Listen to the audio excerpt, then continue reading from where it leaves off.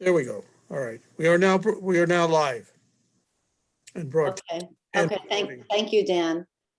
So I'll start with making a motion to begin our February meeting, February 16th, 2021. Second. Thank you, Dan. Okay, so as usual, first order of business will be to approve our minutes from the January meeting. However, I'm sorry, before I do that, we do have a few new people on the call, so I do want to make some introductions. We have Louise Perez. You could just raise your hand and say hello. Hi, I'm here from the Larchmont Environmental Committee, and Okay. I'm interested in the discussion on NYSERDA and EV chargers. Okay, great. I actually just attended your last meeting, so nice to see you again. That's right. Yeah, thank you. And Jane? I'm also from the Larchmont Environmental Committee, and Louise and I have been tasked with finding out some stuff about Blink, etc. That's why we're here. Okay, we'll have that. We're going to have that early on in our evening, so just stay tuned. If he shows up. If he comes, right, hopefully he'll show up. And then we have Mackenzie Willow. Hi, she's a STAR student at Mamaroneck High School, a senior, who is a National Honor Society and AP Environmental Studies student. So Mackenzie, as always, thank you for joining us. Thank you for having me. Oh yeah, absolutely. And let's see, and then I guess we have our usual committee members. Okay, so back to the top here. So hopefully you've all had a chance to review our January meeting minutes prepared by Renee. And I'd like to ask for a motion to approve those minutes. I move to approve the minutes and to congratulate Renee for a magnificent set of minutes. As always. One of the finest I've ever seen. Okay, do we have a second? Second. Okay, thank you. All right, so as usual, Renee will send those to Robert to get them posted to the village website. Thank you. So was Brandon Jacobs on our Zoom yet? Not that I see. Okay. I'm emailing him now. Okay, so we have a lot to cover tonight, so I will just proceed with the agenda, and when he comes on, we could finish up. We're talking about it, then go over to him if that's okay. I guess I'll just maybe do some of the shorter topics because we did say that he should come on towards the beginning of the meeting.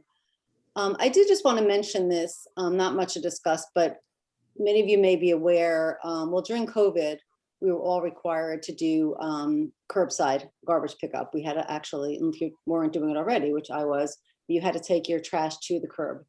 And there was a proposal by the Board of Trustees to put that into law. And there was a meeting, the BOT meeting last, I think it was a week ago, Monday night, to get public comment on that. And I guess there was some, pushback, whatnot. So that has been shelved for a later date. I guess there was discussion that really warranted more research, on some of the economics and other factors that go into that.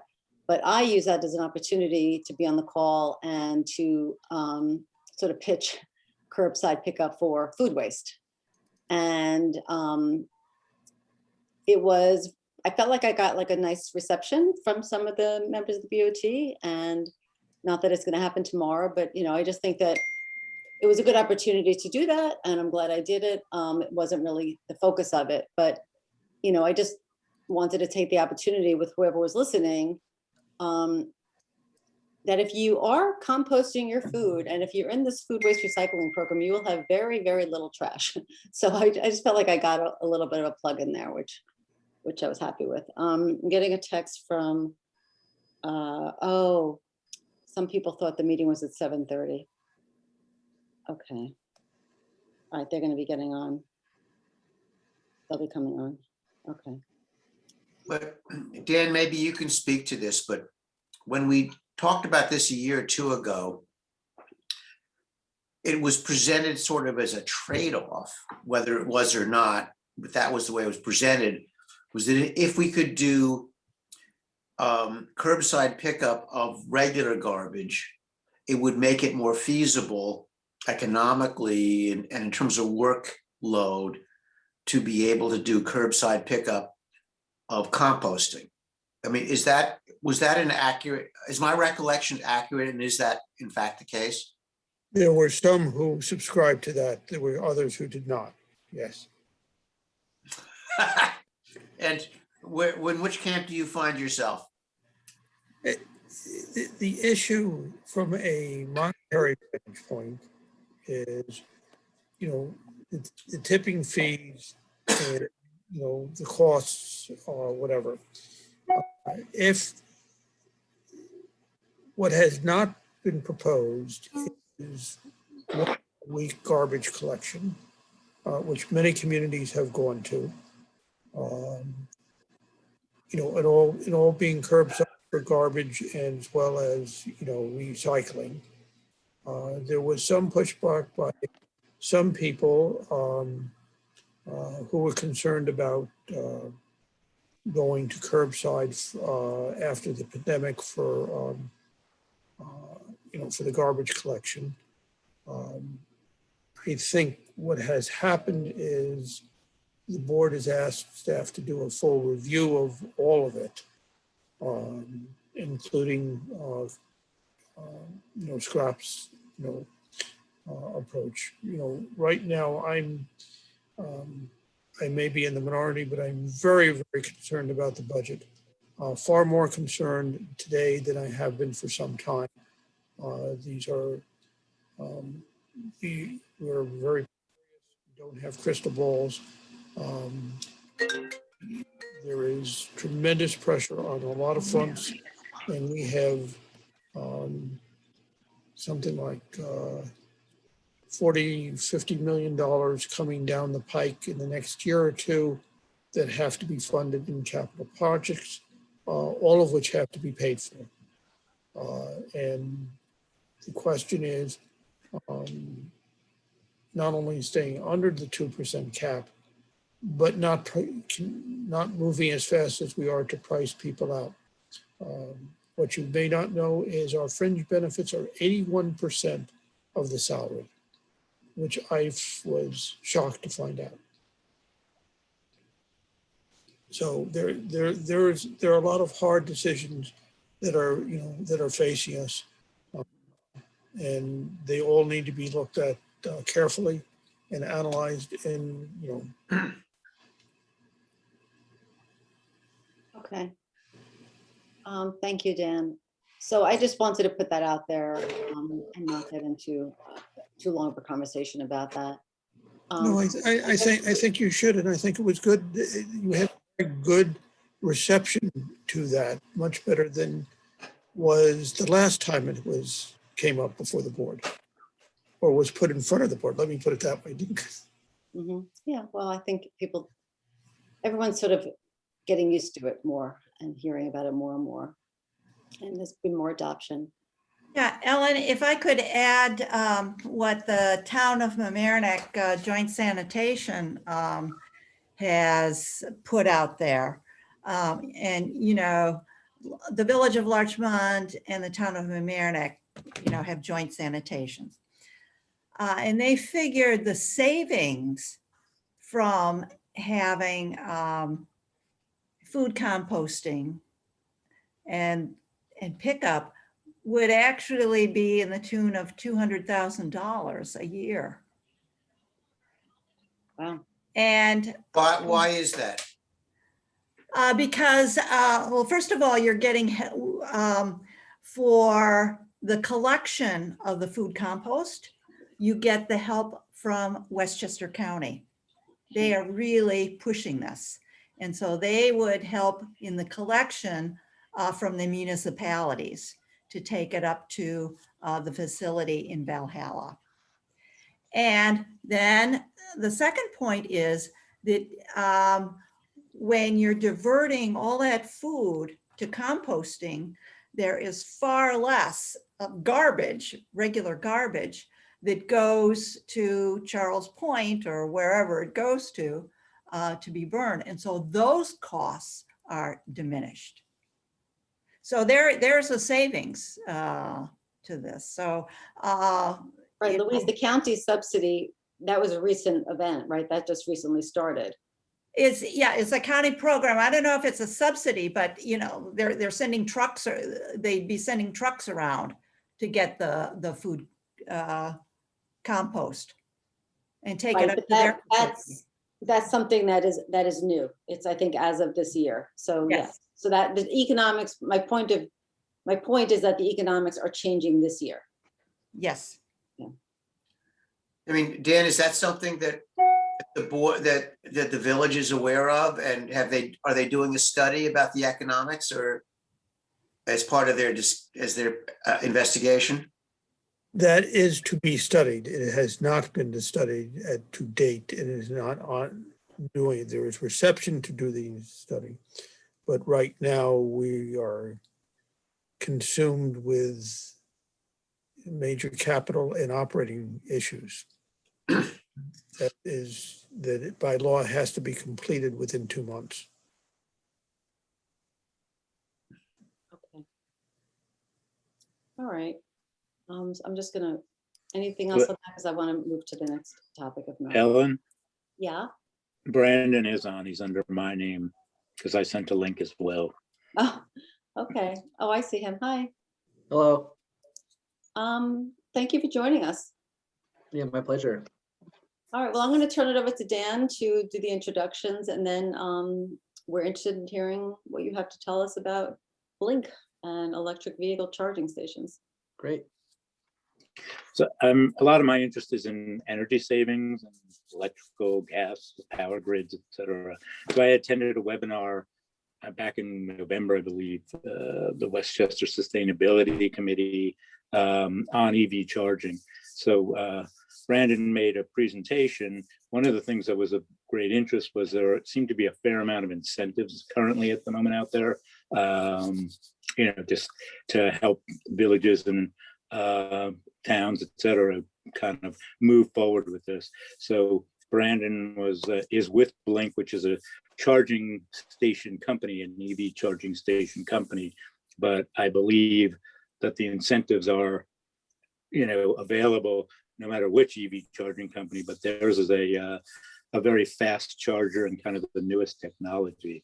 So I'll turn it over to Brandon to just kind of hopefully to explain the incentive package as well as, you know, the benefits and what Blink can provide, et cetera. Sounds good, Dan. Thank you so much. And thank you all for having me today. It's a pleasure to meet everybody, see everyone's face. I have a presentation that I can go through. I don't think I'm able to share actually, I think I can. See if this works actually, sorry. Can everybody see that? No. No. Oh, wait. It's starting up now. Yeah, we see it. Got it now? All right, so I have about 10 slides. Feel free to interrupt me as I go through it. I'll open up for questions at the end. But yeah, as Dan mentioned, I'm with Blink Charging. I live in Armonk, so I'm right, up the street from you guys. And obviously Westchester is my backyard, and this is where my entire focus is on expanding the EV charging infrastructure network throughout the county. We are partnered with Sustainable Westchester to do that. We're also working with the county staff, some of the county executives, to get chargers in county-owned locations, also private businesses. So we're working with numerous municipalities all throughout the county. So a lot of them have done the same thing that you guys are doing. I've hopped on many of these calls and answered questions that you guys have. So I feel like I'm an expert in all things Westchester municipality EV charging rollout. So hopefully I can answer any additional questions you guys have. So there's a little agenda. I'll just skip through that. So first, I just want to touch on the demand for EVs. I'm sure you guys have read the press clippings, seen the commercials, heard about GM probably that decided to go fully electric by 2025. But here's a snapshot of the entire industry as a whole. So Today, we're currently at about 2% market penetration of EVs versus the rest of the cars on the road. And we expect the number to climb to at least 18% by 2028. I've seen some estimates that are as high as 30% by that same time period. So, regardless of which one you believe, there are millions more EVs that are hitting the road in the coming years. And with that comes the need for charging infrastructure. What people currently have is what's called range anxiety, where they're worried that they'll be stuck in the middle of nowhere with no place to charge. And part of what companies like Blink are doing are alleviating that range anxiety and increasing how many chargers are on the road. And there already is a gap that exists between chargers on the road versus EVs on the road, which is creating that range anxiety. So that gap is only going to get wider. So we got to get as many chargers on the ground as possible. And it's a different mindset. Whereas with traditional gas powered cars, people you're on your way, you pull into a gas station when you need to refuel, and you're back on your way. Charging infrastructure is being placed where people are already going and staying. So instead of creating that extra stop at a gas station, we're placing the chargers at parking lots where drivers are already going and like I say, and staying for 45 minutes plus. So we're kind of cutting out that gas station step, and we're placing the chargers at any parking lot that is that is mass populated. People are in a retail center, they're coming to shop or have a meal or going to the town office or whatever it might be. Anywhere where people are coming and staying is a fit for chargers. Here's a look at some of the companies we've worked with recently. As you can see, it spreads across multiple different industries, from municipalities to private companies to gas stations. Across the board, we're working with a variety of different types of companies. It's a need that multiple different verticals are attacking. So I heard some mention of budget concerns before I started. So I'm happy to report that this will be virtually no impact to your budget because of the rebates that Dan mentioned are available in New York. So I'll run through those. So currently, to give you some context, a dual port charger, so 2 plugs on a pedestal, so 2 parking spaces can charge 2 cars at the same time. That costs $6,500 for a dual port charger, okay? And NYSERDA, the State Energy Board, will give you $8,000 in rebates for every 2 chargers you put in. So you're literally profiting $1,500, right off the bat. In addition, this is Con Ed, correct? Was Con Ed territory? Yeah, so Con Ed, saw some nodding heads. So Con Ed, in addition to the $8,000 per plug, will fund between 50 and 100% of the cost of installation. So if it's a private location, then it's 50%. If it's a public location, like accessible to the general public, and it's in what's considered an LMI territory, a low medium income, then you get 100% of the reimbursement. And I just looked online, and it looks like the majority of Mamaroneck is in LMI territory. So besides the areas that are right on the water, everything besides that is LMI eligible.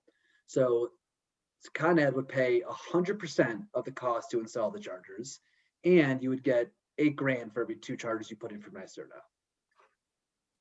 I know it sounds too good to be true, but it's happening all over the state.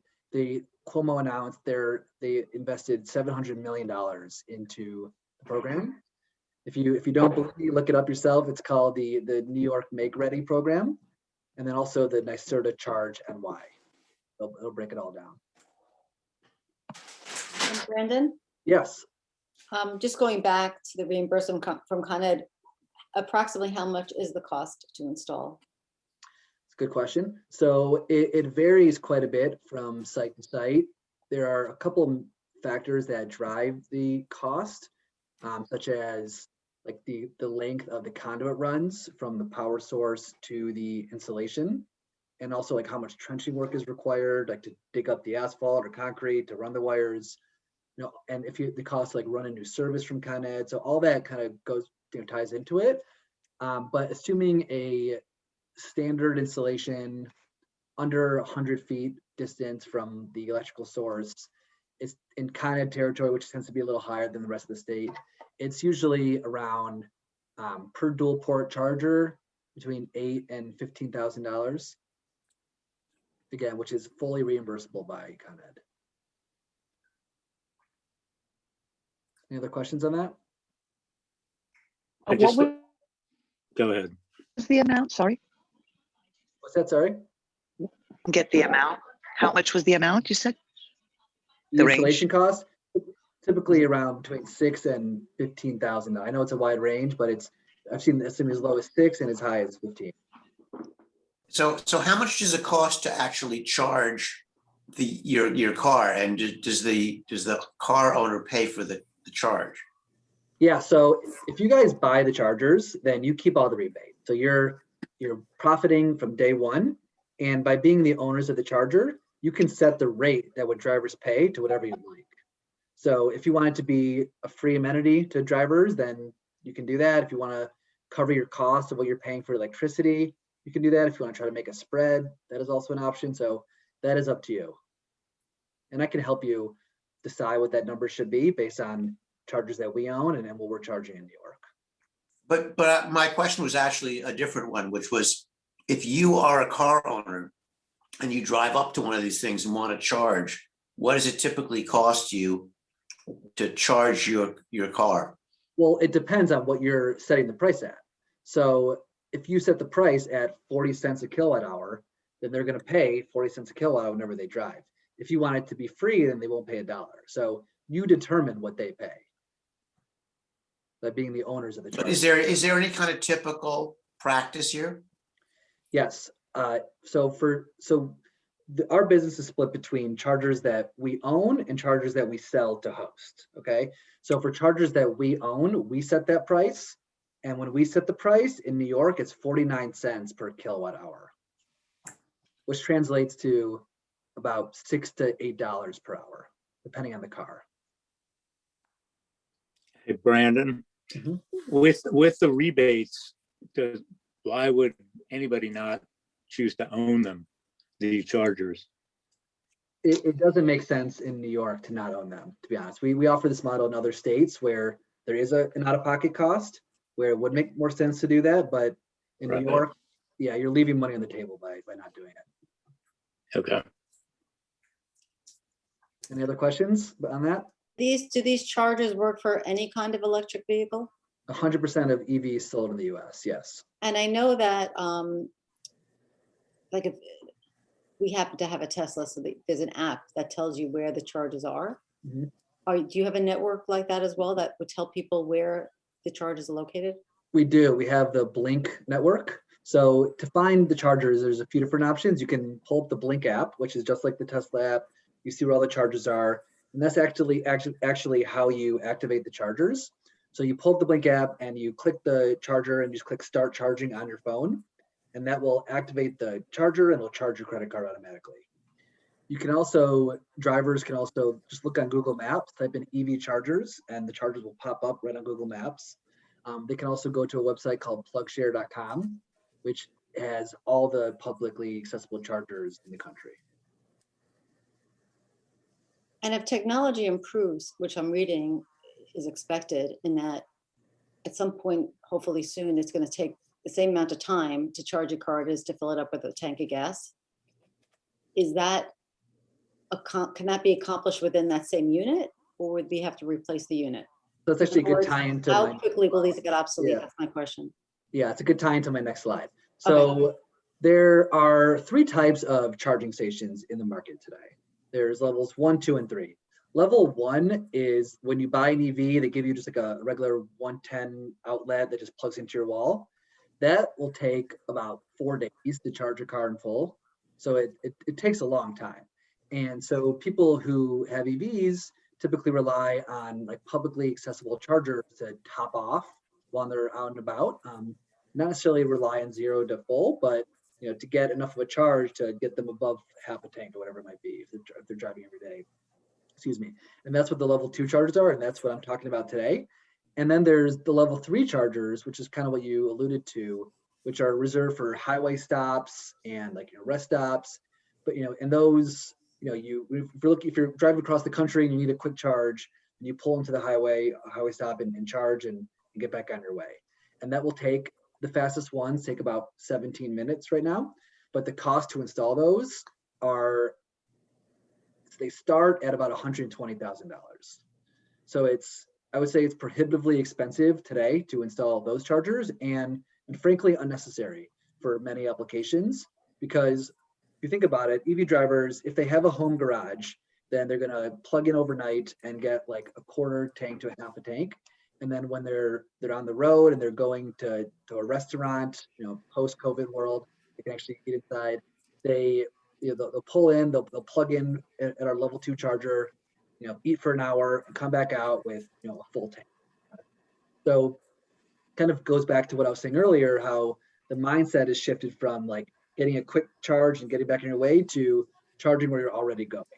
And this is more applicable, or not where it's even more applicable to people that are in multi-family buildings that don't have their own garage and rely on publicly accessible charging infrastructure if they want an EV. So by putting chargers all over the town, all over any parking spot, then people who are living in these multi-family buildings will see that there's chargers in the ground and will be more inclined to buy an EV. So as far as future-proofing the charger, our level 2 charger was designed to do just that. And Dan kind of alluded to this at the beginning, that ours is the fastest charger. So the level 2 charger market, which is the meat of the market, it's about 85% of all chargers in the ground are level 2 chargers. So that's what we're talking about today. That's what makes most sense, because it's the level 3 is like $100,000, and this is like $6,500, and it's covered by rebates. And the DC fast chargers are not level 3s. So typically for the level 2 charger market, they run at about 30 amps and 7.2 kilowatts, which will charge a car in about 12 to 13 hours. Our charger, this one you're looking at right now, is 80 amps at 19.2 kilowatts and will charge that same car in about 3 to 4 hours.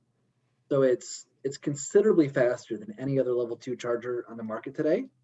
And it's the newest technology. It was developed in 2019. Everything else in the market today was pre-2010.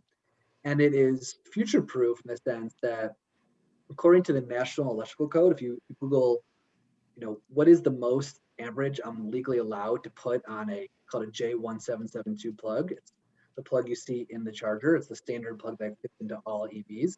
The most you're allowed to put on that legally is 80 amps. So we are maxing out that requirement to the fact that you don't have to worry about a 90 amp charger coming out next year, because you're legally not allowed to put more on there than we are putting. So, and then also the charger is a little ahead of its time. Currently, only the Teslas are capable of using the full 19.2 kilowatts.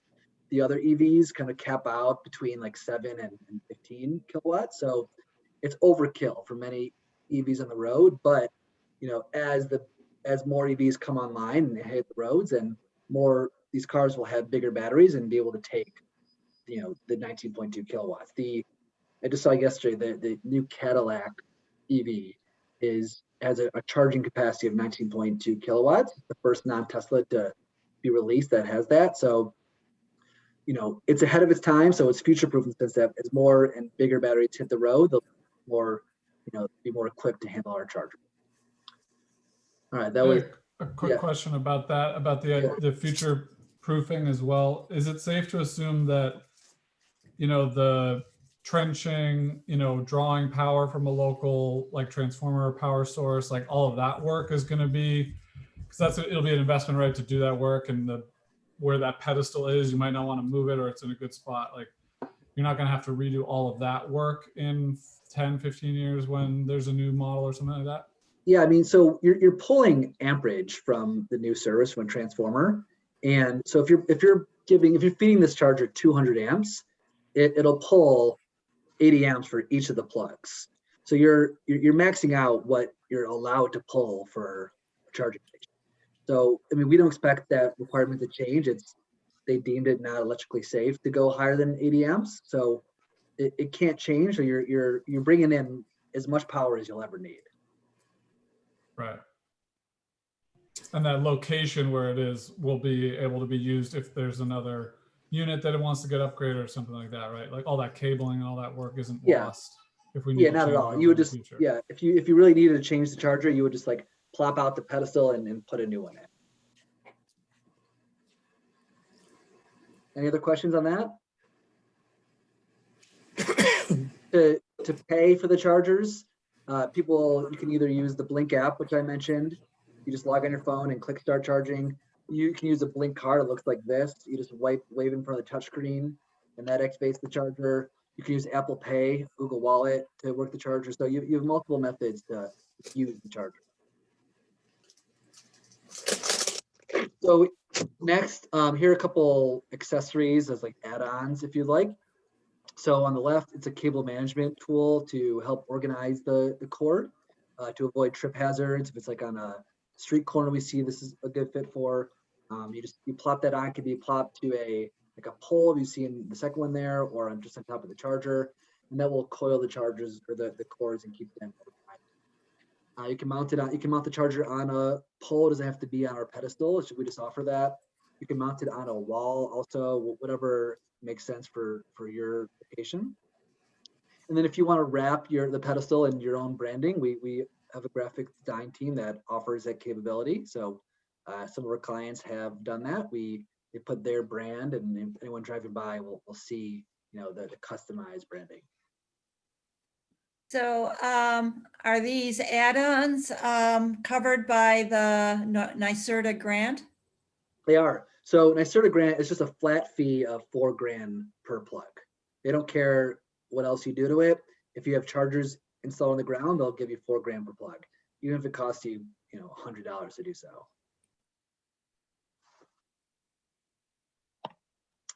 So business models, I kind of already touched on this. The host owned versus blink owned. The name is kind of self-implied. So host owned is usually what makes more sense in New York, where you buy the chargers, you set the rates, you keep all the rebates, and you also get all the charging revenue that the chargers generate. So in addition to getting all the rebates in day one, you get all the upside of whenever someone charges, that money goes to your pocket. And you can set that rate again to whatever you'd like. If for whatever reason you don't want to send in the applications for the rebates, you don't want to do any of that legwork, then we'll own the chargers and we'll place them wherever you want. We keep the rebates and we keep the majority of the revenue that is generated. Brandon, what about maintenance if the host owns it? Yeah, good question. So there really isn't any maintenance that is required. I can include the like an extended warranty in case any of the parts malfunction. But as far as service, I mean, we have a service package that I could sell you, but literally all it is someone comes out once a year with some Windex and a cloth and wipes the screen. That really isn't necessary, to be honest. I wouldn't feel comfortable with you getting that. But you could buy an extended warranty, which would handle all parts and labor of anything that arises. So far there aren't that many moving parts and things that can go wrong. So yeah, it's just a wire connected to a power source to the charger. got it. So how many units do you have in Westchester right now? Yep. So we don't actually have any in the ground today, but signed under contract, like planning installation, we have a couple hundred. So the city of Yonkers, they're installing 116 chargers of their own throughout the entire city. The village of Tuckahoe is installing 44 chargers. Town of Rye, there's many more. Elmsford is installing 8 chargers. So it's across the county. There's many more that I'm not thinking of right now, but they all are taking the steps to do this. As Dan mentioned, we had the webinar in November, and since then there's been a lot of interest, and it does take a couple months to get the process going. So if you guys, as far as like next steps, if you guys decide this is something you want to do, then you can give me a list of properties to visit, and I would go out to each site and conduct a site visit to understand where we can pull the power from, where it would make sense to place the chargers. I'll give you an estimate of how much it would cost to install and what the reimbursements would look like. So I would do an analysis of anywhere you want to put chargers. Brandon, is there a expiration date for the rebates? It is a finite amount of funding for NYSERDA. The program started with $17 million and they're down to about 6 million. So once that is used up, we do think they're gonna take the training wheels off and hope the market can survive without funding. So now is the best time to do it. The Con Ed, the program was designed to last for 2 years, and it just got released like late last year. So that one has some time. But the NYSERDA, it's active until the money gets used. Yeah, on the NYSERDA manual that I read, the end date was the end of this year, December 2021. Mm. So, Yeah. So but they'll the way it worked last year was they had that same requirement where it was December 31st, 2020, but there was still money in the program, so they extended it to 2021. So it's a kind of whatever comes first.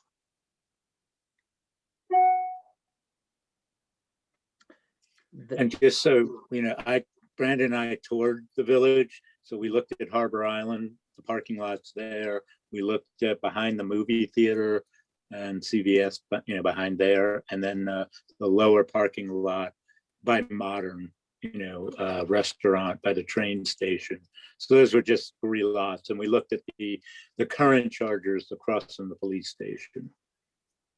And if you, thanks for bringing that up, Dan. If you have the current chargers that you do have installed, if they were installed more than 5 years ago, then they are eligible for the NYSERDA $4,000 per plug rebate again, if you want to swap them out with new chargers. Have you approached any private property owners about installing? Oh yeah, definitely. Tends to be a quicker process with private companies, as I'm sure you can imagine. But yes, we work with the majority of our businesses with private companies. And homeowners, or? Not necessarily homeowners, because if you have like your own garage and you want your own charger, then we have a product on Amazon you can buy. It's a slower version of this. And it's not, it's a dumb charger, if you will. It's not networked. And that's like a few $100s, but we do place them at like apartment complexes where there's a shared garage, but not in individual homes. Okay. Yeah, I was thinking like in the diner parking lot would be a good spot. Yeah. Okay. When will you start? I mean, you said you have contracts. When will you start placing them in like Yonkers or the different municipalities? Within the next 2 to 3 months, I would say. Depending, it takes some time to get the approvals from Con Ed and from NYSERDA, and once that's in place, then we can get going. So yeah, that's all the slides I have. Here's my contact information. I'm happy again to visit any site in the town to do that site visit. I can give you a breakdown of all the cost and how much money you would get back from both rebate programs. And then to answer any other questions you guys have. I just have one last question. So there would be an outlay required of funds and then you wait to get the rebate. Is that correct? Correct. You have to show proof of payment to both Con Ed and NYSERDA before you can get paid. So there'll be a maximum of a 30-day gap between when you pay and when you get reimbursed, according to their websites. Oh, okay. Do you guys have any like modeling on like estimated revenue that something would generate? Like if there were X amount of stations at this rate and with this market, kilowatt per hour cost, the supply cost, like all of that, where we could figure out what it might generate for the village? Yep. We have utilization calculations. As far as projections, it's a question I get a lot. It's a mixed bag, and obviously it's completely dependent on the usage of the charger. If no one's using the charger, they're not going to make any money, and if they're being used daily, it's going to make a lot of money. I'll give you a range of what I've seen from my experience. On the low end, if they're getting like, I'd say like 1 or 2 charging sessions a month, then it'll get about $50 per month or so, $50 to $100. And on the high end, if it's getting used constantly, then it can make up to $2,000 a month, if not more. So it's a wide range. You're saying like one station would do that. Yeah, one plug. Yeah. Okay. How does it work if you plug in and then you go inside a restaurant and then you stay in there for, longer than the charge is? Can somebody else then come and take it off you if they want to get charged, or how does that work? Yeah, good question. So they can't take it off, but what you can do to deter that is charge what's called an occupancy fee, which is a fee that will kick in after a car is fully charged but still plugged in. So usually there's like a 30-minute grace period. The driver will get a notification on their phone saying your charge session is complete. You have 30 minutes to move your car, else you'll be charged X amount of dollars per minute, whatever you want to charge. Okay, well, and if no one else has any questions, anybody else? I mean, I'm sort of curious as to if we were interested, what would be the process to take this forward? The next step would be to give me a list of addresses where you want me to investigate. And I would take that list and I would ask somebody to kind of show me around those properties. So, to kind of strategize where it would make sense. I can give my recommendation of where the chargers should be placed based on certain factors, and we can kind of work together to make that determination. And then after I conduct those site visits, I will give you like a breakdown of all the costs and revenue that you'll get. And then you can make a decision on if you want to buy the chargers or not. So yeah, step 1 would be getting that list of addresses and then scheduling time for me to visit each one. So we would have to actually put together a list of addresses. It wouldn't be a situation where you could come into a community and say you should put chargers X, Y, and Z and actually help the community figure out where it needs the chargers. I can do that. If it would be easier, I can meet somebody on site at one property and we can walk the town and discuss where it would make sense. I'm not that familiar with the ins and outs of the towns like I'm sure you guys are. So it doesn't have to be as structured as I said. We can just meet somewhere and just walk around and decide then. I just need, I'm just saying the next step would be for me to review any potential sites for revaluation. Brandon, there's 17 million that was available in November, which is now 6. Does that mean 9 million has been allotted in 3 months? No. The 17 million, what was initially funded the program back in, I believe we started like in late 2019. Yeah, Okay. I mean, since November, I think it was at like 9 million and now it's around 7 million. So a couple million have been used. All right, so it's not depleting Not that minute bad. by minute, but Yeah. Yeah, Right. and do you have, what would be helpful to us maybe is if we could talk to someone in a community nearby that has worked with you to figure out what the process is from our standpoint. I mean, could you send us some contact information for people that you've worked with in Westchester?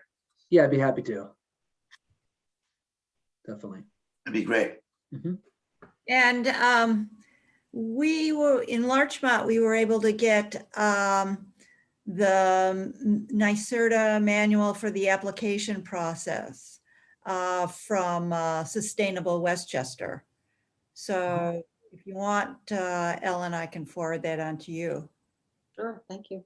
And it also included Blink brochures as well. But And also the Con Ed thing, the Make Ready program. We yeah, have that one too. yeah. I'll Yeah, and if forward you- that on to you, Ellen. Okay, Yeah, thanks, Louise. yeah. If you don't have that or you want any other information, just let me know. I'll send it your way. And the way that both these rebate programs work is you submit your application before you spend $1 and you receive your approval letters before you make any investment. So you'll have a paper in hand saying you're approved for X amount of money for rebates once they're installed. So you have that assurity that you'll get paid once you do the work.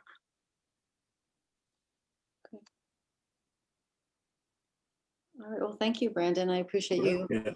walking us Thanks, through. all that. Brandon. Yeah, my pleasure. So Thank you, Dan, Brandon. yep. So Dan, do you want to touch base offline on next steps regarding site addresses? Yeah. after you guys review?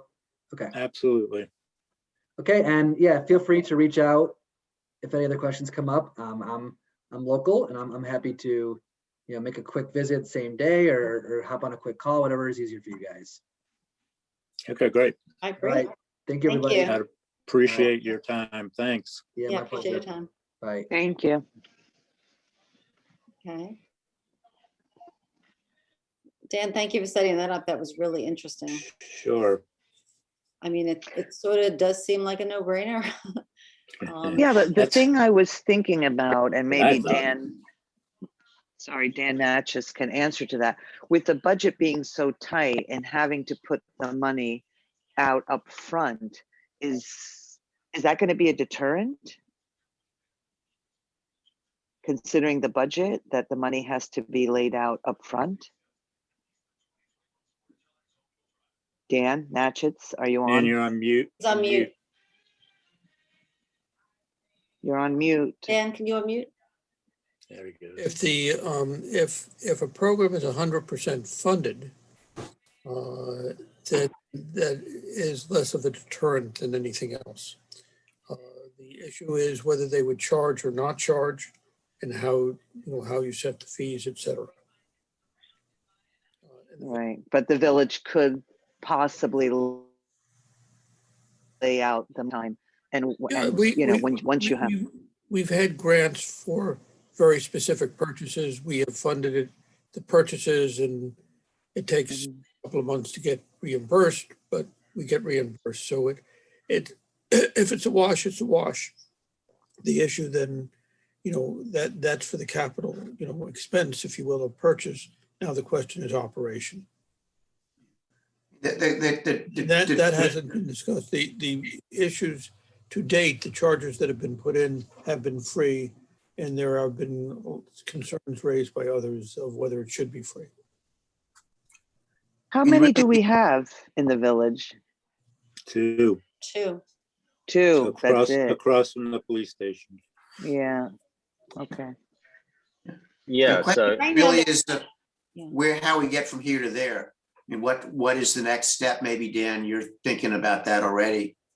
But how do we take what sounds like a good idea and actually Well, get? I think if you really want to do the program, Hmm. what would be, I think, beneficial for the board is come up with what you think should be done, where, whether there should be a charge or not, and if so, how much, and to operate the thing, and whether or not the money is available. So we should propose board Uh, from the committee. Suggesting is the more that you can present a full package, the more receptive people will be to move it forward. Does anyone know how much the two that we have generates? Like how much money, the two that we already have? Zero, if they're free. They're Oh, they're free. free. But they, How often do they get sorry, it's used? Liam here. I don't think we have any statistics on any of that. So they charge you to One of use the it. things that I think Brendan was suggesting is that you can get reports of what the usage is, et cetera, particularly if you're charging. Dan Natchez, I know that we can get the usage summary from what we have. We've seen that in the past. Okay, good. I haven't seen it in a while, but I know that's something that is knowable. Okay. I don't know. I know that there is. Liam, did you want to say something? Yeah, so I had to download an app to use those two things with ChargePoint. So I was paying them. If the village isn't making money out of it, then how old are they? Because he said in the presentation that they were a certain age, we could update them. I don't They're know. older than 5 years old. If they were 5 years old, I don't know if they're. Yeah, I don't think they're older than 5 years. Okay. The other question I had was, should we see what the company that runs it Well, the app that I downloaded was Charge Point. Should we see what they have to say? Is that mean, another charging company? Yeah, I that's mean, the- I don't know. I mean, that's it the sounds current like one. they're not making much money out of it because we're going to be getting a rebate. so it probably is all even depending on which company you use. But Yeah, I don't believe it's necessary to go through Blink. I think they're just one company. You know, the grants from the state and Con Ed are the grants. So I think if you went to another company, you would probably get the same grants available. I can't swear to that, but I believe that's the case. And we'd probably want to get rid of the free ones if you're going to install ones for the village to make money. No. well, they're not. I mean, they're not free to use. They might have been free to be installed, but they're Oh, not I free see. to use. Got it. They have been free to use. Isn't that what, and He that said they're not free to use though. He pays on his app. I paid. I had to pay. but the one in the village? Yeah, Right, the it's one just that- opposite the center. Yeah, I think it's just that the village doesn't make any money on the it. village doesn't make any. Charge Point, I suspect, is making the money. Oh, I see. I mean, I like the Because idea they- for a few reasons. One is I think that, you know, the two we have now are sort of, in my mind, you have to sort of know they're there to know they're there. You wouldn't just walk by them or drive by them. I guess you would have to have the app to know where they Sure. are. But I think it would be something we should think about is to have them in more visible spots, whether it's at the harbor or on the avenue, maybe some private, you know, parking lots would want them, like a diner. Because then I think it brings traffic in. If people are, let's say, going from maybe someplace in Connecticut back to the city and they need to stop along the way, they can stop at the Marinick Diner. I mean, it really would bring traffic in, commerce to the village, which I think is a good thing. It shows that we're, you know, an environmentally friendly village, which is what we want to be, And it seems like the economics are sort of a no-brainer. I mean, you're out of pocket maximum 30 days. So Dan, you know, I think you and Tim are sort of on this subcommittee. Happy to work with you guys. I think we should try to put together some kind of proposal to think about doing this. Hi, Mackenzie, yeah? Go ahead. Yeah, so when you were saying that we should get more like publicity on them in some way, I'm thinking about when you're on a long road trip and you see gas station so-and-so miles away. I mean, that's just an example, but if you're just on Boston Post Road and you see EV charger on your right or at the harbor, and there's just an arrow pointing to the harbor, I think that would be like pretty good if someone's looking for it and they don't have the app, because this is the first time I'm hearing about Blink. Probably not a lot of people who own electric vehicles have, or maybe they do, but they should get more acknowledgement in that way, just so that it's normal to see a Yeah. sign that says, oh, EV charger. I think signage makes sense, but I will say that if you are an EV owner, you are used to using an app to sort of map out. Like my husband, for example, last weekend took my son back up to school and it was a 4-hour drive and they had to figure out where they were going to stop along the way because they weren't going to make it otherwise. So they, you know, mapped out their route and they stopped at this diner that had the charging stations for lunch. And then, you know, so I think that that's sort of a customary thing if you're an EV owner. So you don't get sort of caught. I mean, We local think it's- driving's not an issue, but I just think it could be just nice for people to top up during the day if they're going for lunch, shopping, or for people that are doing longer road trips, going from someplace north, maybe to the city, that this could be their stop along the way. I mean, we didn't talk about it with Brandon, but I believe Blink has a marketing camp. They'll help with the marketing and getting the word out, you know, once the chargers are installed. I talked to him about that at one point. Yeah, you get put on, well, their website. You get put on their app, but you can also go to a website too. And you can see where all the charges are located all over the state, the region, the country.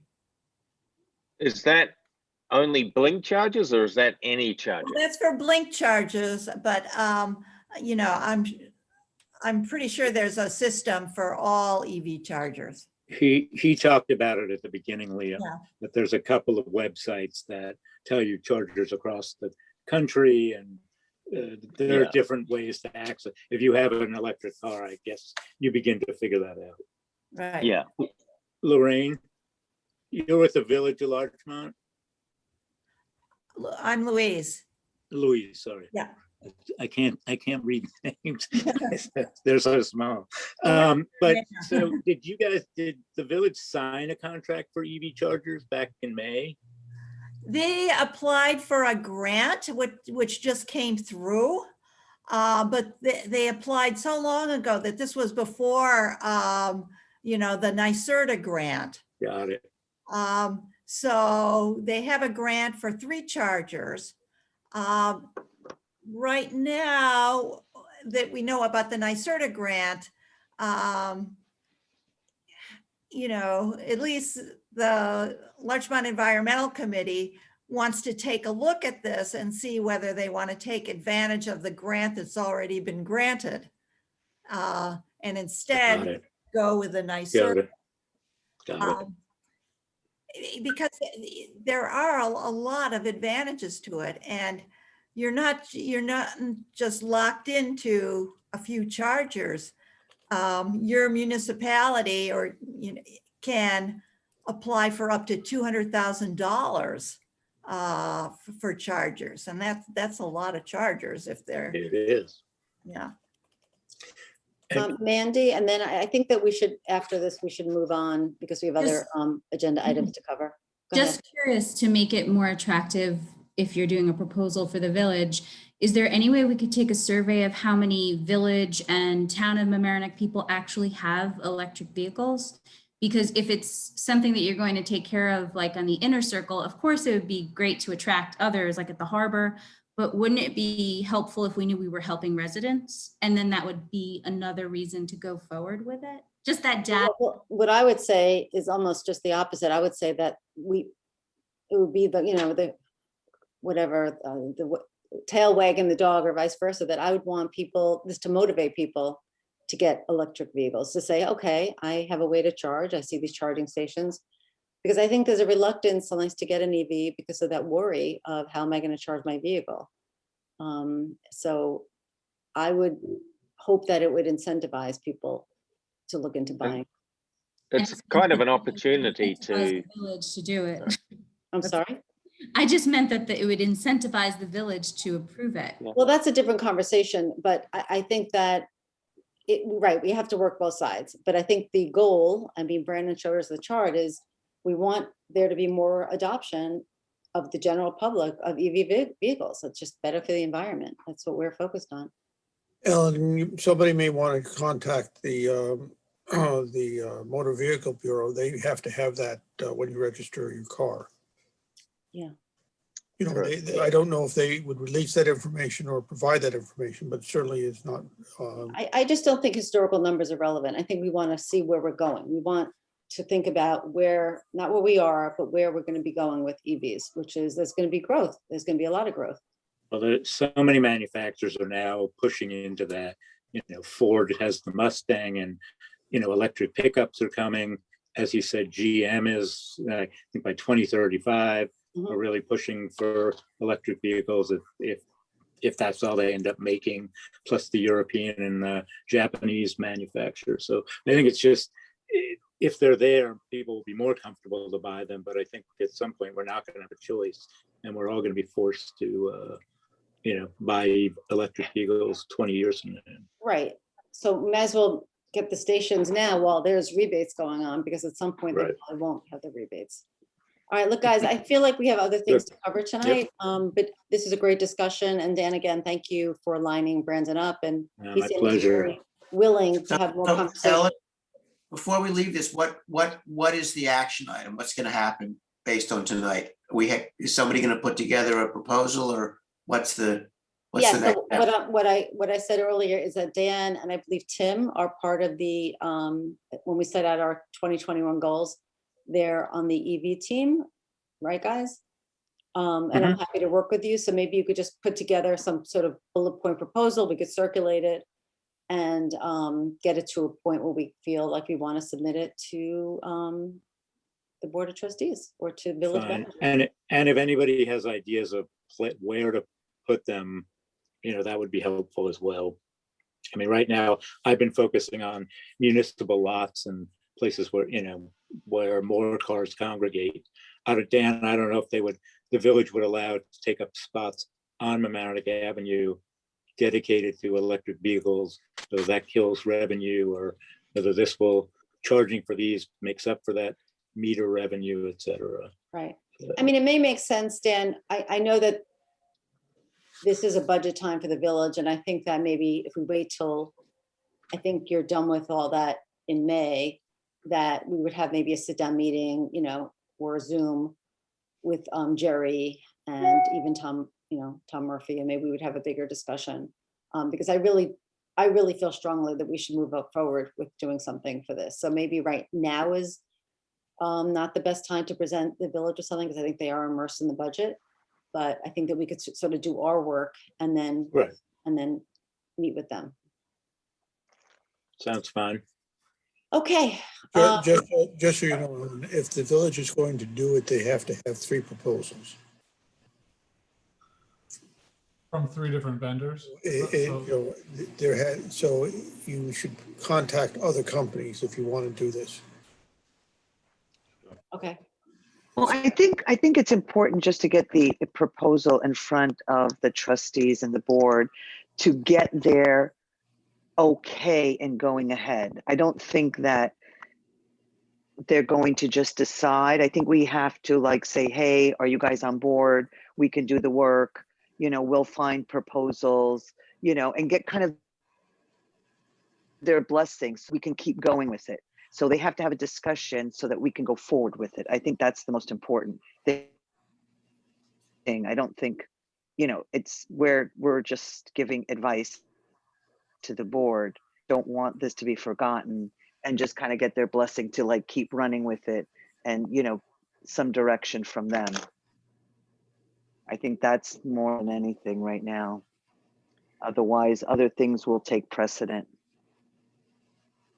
That's my 2 cents. Well, I don't mind. I don't think we should wait and have it. Yeah, I just don't think it's to make it sell now at this point, but I think just to bring it to their attention and say, hey, this is what we want to do. We want to get results and kind of get, like I said, they're okay, move forward. What you're saying is we should more go important than anything. give them a concept as opposed to a concrete proposal that we're asking them to vote on. We want to get their conceptual buy-in. And once we get that, we can go and get, more detailed proposals if that's what our role is. Maybe that the board wants to adopt the concept and get the proposals itself, but I mean, that's something that doesn't have to be decided now. Right, exactly. Well, What do you think is the best way, Dan? I can tell you that from reviewing the NYSERDA manual regarding the application, well, for instance, in our case, the Village of Larchmont would be the equipment owner, and they would be the one that would have to sign it. And any grant funds would then be rebated to the Village of Larchmont. So they're going to have to be on board. Your village board will have to be on board with this in order to go forward with it. So I sent the materials that I had reviewed to Ellen. So maybe that'll help you, help make it a little clearer for everybody. But thank you very much for letting me join your meeting. And if we can collaborate together or, just even exchange information, I think it would be great. Thank you for joining us, Louise. Okay, Yeah, thank you. thanks. Thank you. Bye, everybody. Thank you, thank Bye. you, Thank you. Bye. thank you. So Dan, a question for you. What do you think of Maria's idea? Are we best to get a proof of concept kind of thing, or come to the board with 3 proposals that they can easily review? I think it depends on how fast you want it to move. If you want it to move fast, the board is already receptive to the concept. Otherwise, you wouldn't have chargers, that have been put in. Good point. So I think that the concept is there. The question is putting it together. So I'm not suggesting that you have a ironclad proposal of doing XYZ company, et cetera. What I'm saying is do the homework, come up with a plan and suggest it to them, and the board, then can have staff go through it. At the moment, I think they would say they're receptive to it, but staff is very busy. That's my view. Yeah, okay. No, I'm not trying to, I don't think it's discouraging. I'm trying to suggest that if you want to do it, there's a faster way of doing it.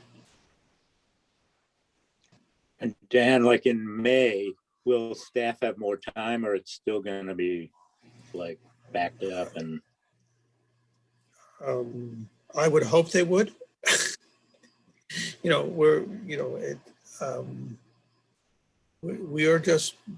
moment we're jammed, and I try and be very upfront about things rather than to sugarcoat it.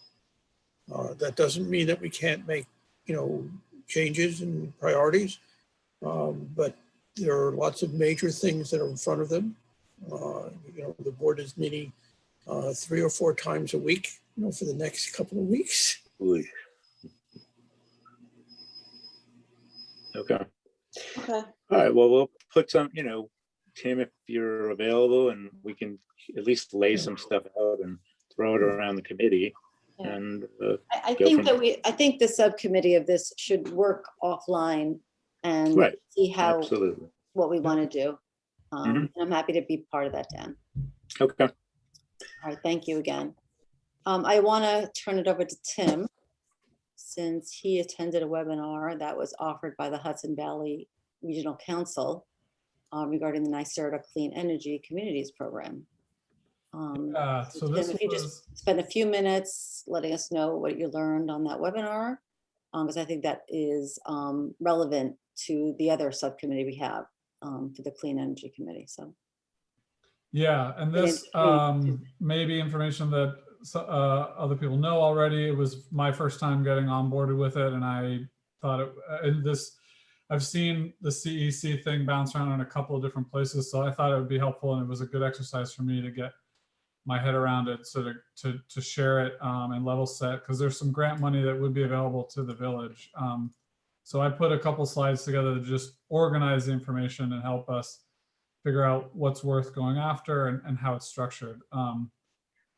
It is interesting. I did do a quick Google search while Brandon was talking, because he was mentioning $17 million, and I guess $17 million is New York State and NYSERDA's like magic number, and that's all, because the Clean Energy Community Grant Fund is also $17 million, but they're 2 separate $17 million funds apparently. You can see down here, this is the rebate for Charge Ready New York, and that's the $4,000 per charging port, and they have this cute little remaining budget graph at the bottom there that shows how much money is left, but that's a different bucket of money. This is the Clean Energy Community Leadership Round. So just confirming everybody can see this. I realized I kind of jumped into that without checking. Yeah, thank Okay. you. It's good. So it's the State Energy Research and Development Authority. So they're focused on increasing energy efficiency and renewables and reducing reliance on fossil fuels. So that's who they are in the background. The Clean Energy Communities Leadership Round. This is another round of the Clean Energy Communities Grants Program. So it was originally launched in 2016. This new round of funding is there's a total of $17 million available on a first come, first served basis. Some grants are retroactive and can be applied to previously completed actions. And they give you things like the grants, but they also do coordinator support, and then a variety of structures, so how you kind of earn the grants from different actions that I'll show you. You do not need to be designated a clean energy community in order to earn the grants, although I think that is one of the actions. Getting designated as a clean energy community earns you points towards grant money. It's flexible funding with no local cost share. And then I put this in here because I wasn't sure, but I assumed the Village of Mamaroneck does pay the system benefit charge, which I guess is a qualifying threshold for whether or not you can receive these funds. So I don't know, Dan, if that's something you know the answer to or not, but. Not offhand. Okay, with something we can check. And then the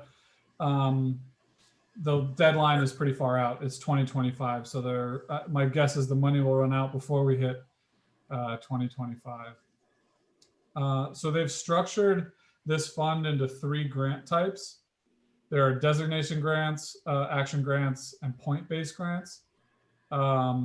Designation grants, if you complete 4 high impact actions, and at least 2 of them have to have been done after August of 2016, you get a one-time $5,000 grant.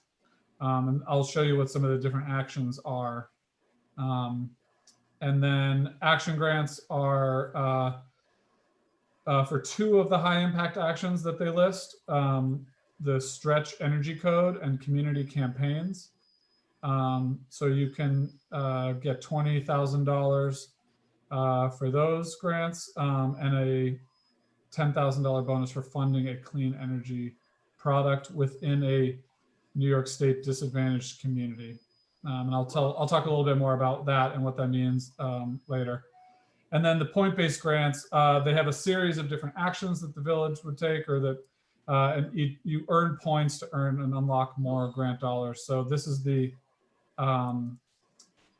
breakdown. If I believe Village of Mamaroneck falls in the small to medium, based on the last census data that I saw. So these are cumulative too. So there's a total of $100,000 in points-based grants available if we were to earn over 5,000 points. And these are some of the high impact actions that you can see earn you different points. So a unified solar permit, clean energy upgrades, 100% renewable energy. There's a lot more detail on what each of these means, but they are a variety of different either things that the village would have to do, like installing LED streetlights, or if they've already been installed, like I said, you can retroactively earn those points. And then things like community campaigns that you see at the bottom there. I didn't want to get into all the different details of what each of these different actions are. That's a little bit too deep dive, but they are all, some of them are things that might, need approval of the board. Some of them are things that more like the committee could do as an action, like an awareness campaign. They kind of spread the gamut. So just to kind of snapshot and see what's total funds are available to the Village of Mamaroneck, a one-time grant of $5,000 for the designation if we complete 4 of those high impact actions and become a clean energy community. The $5,000 grant for the NY Stretch Energy Code, which is basically implementing a more renewables focused and energy efficient focused electric code for the village, and enforcing that. And then up to $20,000 for community campaigns. We can earn $5,000 for up to 4 different campaigns. And these are the 4 that were listed: solar, EVs, clean energy, heating and cooling, and then a demand response campaign. And then the point-based grants, if we were to earn all 5,000 points that were available in all of those things, we could get up to $100,000. So there's a total of $125,000 with the potential of a $10,000 qualified bonus if one of the projects is within a New York State disadvantaged community, which when I looked it up on the DEC website, this is the areas within the village that are designated disadvantaged communities or are opportunity zones or like environmental justice areas. So they would qualify for a bonus $10,000 grant if we did something within that jurisdiction. I think that this area, this kind of butterfly shape on the right here is the only part that's within the Village of Mamaroneck jurisdiction. I think all of this area over here by 95 corridor is Town of Mamaroneck, but I might be wrong. So yeah, that's kind of a snapshot and a summary. Like I said, these actions, the session that I went to was by the Hudson Valley Regional Council. So that was by the coordinators that work up in that area. They wouldn't necessarily be the ones that work with us. I think that Sustainable Westchester would be our local coordinator. So we would work with them and they'll help us sort of manage and sort through the different actions and applications and all of that if we choose to pursue any of this. But there's a lot more information on each of the different action items that we could dive into if we feel like this is something that the committee wants to pursue further. Tim, did they say the retroactive actions, how far back that would go? Most of them were to August 2016, because that's when the Clean Energy Communities, the first round was. And I think obviously you can't kind of like double dip and do something that's already been applied for and used, which is something that I don't really know the answer. I don't know if or what the village has applied for in these grants, or if we've done anything to apply for any of these these action grants or points-based grants. Because I know that we've installed LED streetlights and that we're also in the Westchester Power Program. So those are two things that just pop out at me that we've done. Yep. My recollection. Sorry, go ahead, David. Yeah, Ellen, my recollection when we talked about this at a prior meeting is that we actually have a consultant, the village has a consultant who is charged with looking for grant opportunities. If that's my recollection is correct, my question would be, is somebody already on this for the village? Well, I have to say I don't share your recollection, so I don't know. But it would be nice to know that. I agree with you because there's obviously funds out there, and these are things that a lot of them are on our sort of to-do list here. So I will ask Jerry. And the other question, which is related, is somebody has to know which of these things we have done already, or which are things that we have in process. So if there's a checklist of things that we need to do to qualify, it would be very helpful to have somebody on the village staff, delegated to help us figure out which of these things have already been accomplished and which are in process. Ellen, if you're best off talking to Sarnoff. Yeah, I was just thinking that. Okay. To who? Dan Sarnoff, I think he's closer to this stuff.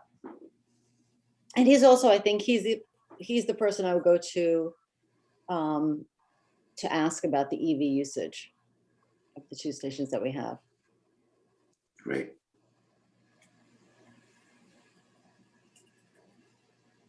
Okay. Yeah, and I can share this presentation, and I pulled a lot of links together that have like just references to the different grants, to the different actions that have deeper dives into what's required of each, the rules around when it could or could not have been done, the action could or could not have been completed and all that. And I did email someone at NYSERDA just to see, to confirm who the Westchester coordinators were, because they don't list any on this website. But I haven't heard back yet, so. I can Well, follow up. I also think you're with- right. It's probably Sustainable Westchester. Yeah, And I've been on calls with them lately about related things, which I'll explain it. But they're great. They're really a very informative group of people to work with and very willing to partner. So. Well, Tim, thank you. That was really interesting. Yes, thanks, Tim. yeah, happy to. So just getting back to where we're going with this, is this something that we as a committee want to pursue? And if so, is the next step to go to the board and ask the board whether they want to consider being a clean energy community, or is that something that is further off in the future? In the back of my mind, I think we already are, but I can't attest to that. I think we're a registered climate smart community, which means we've passed a pledge. We're actually not a certified climate smart community, and I don't think we're a clean energy community. Because you have That to was have my understanding. certain, you have to achieve certain benchmarks. And I don't think I haven't seen any information that we've done that. I'm pretty sure that's right from what little I've read on it. That we're registered, but we're not certified. So that would be So- a separate question, but related, and that is, if we're going to try to be a clean energy community, why not be a climate smart community too? I think a lot of the things are overlapping.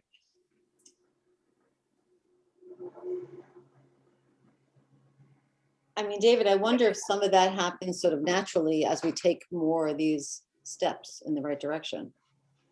Yeah, I think it does, but if we want to call ourselves a climate smart community, we might as well know what the steps are, and that will help us prioritize what we want to do next. Right. You know, I'd be happy to work with somebody to figure out what it is we need to do to qualify for these, for the, you know, this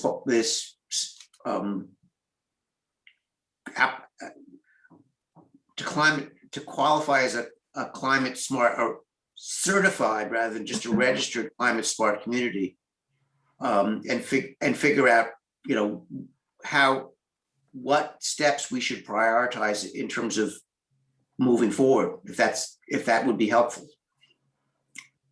Yeah, what I was going to offer to do is, if we're going to be speaking with Dan Sarnoff and looking at what the village may or may not have done, like to make at least a one-sheeter of those high impact actions, like with the title and just a little description of what it is, at least so that it's a nice reference document that he could work off and say, yeah, that sounds familiar, that doesn't.